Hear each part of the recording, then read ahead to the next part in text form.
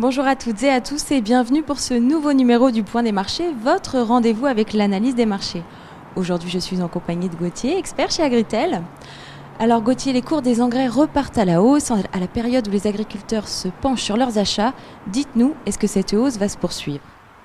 Oui, alors déjà, pour commencer, la hausse est en partie due justement à la baisse de la parité euro-dollar. Depuis que Donald Trump a été élu aux États-Unis, on constate vraiment un renforcement très important du dollar face aux autres monnaies, ce qui pénalise notamment l'euro, et donc ce qui pénalise aussi les prix des produits importés en Union européenne et donc les prix des engrais.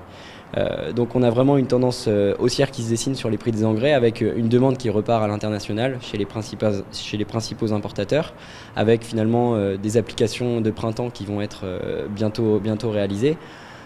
Deuxièmement, on a aussi la Chine qui commence à parler de réduire sa production étant donné qu'ils ont des coûts très importants au niveau de leurs matières premières pour produire l'urée qui est finalement le produit principal sur les marchés des engrais azotés.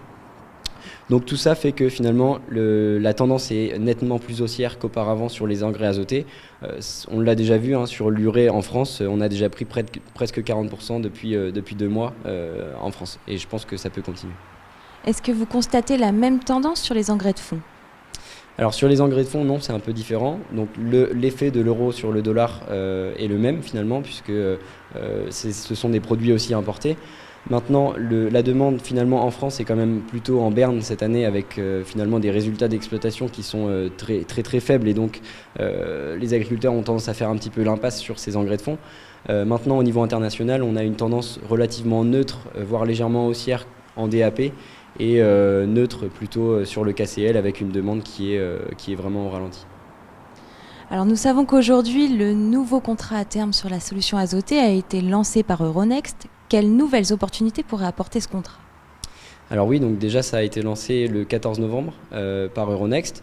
Il y a déjà eu quelques lots qui ont été traités sur ce contrat, donc c'est plutôt positif. Je pense que ce contrat va pouvoir apporter de nouveaux moyens de couverture pour l'ensemble des opérateurs de la filière, que ce soit le fournisseur, le distributeur jusqu'à l'agriculteur. Et donc c'est sur la solution azotée, c'est un produit qui est très volatile et donc je pense que ça peut être un très bon moyen de couverture. Dernière question, quel est le conseil d'Agritel ?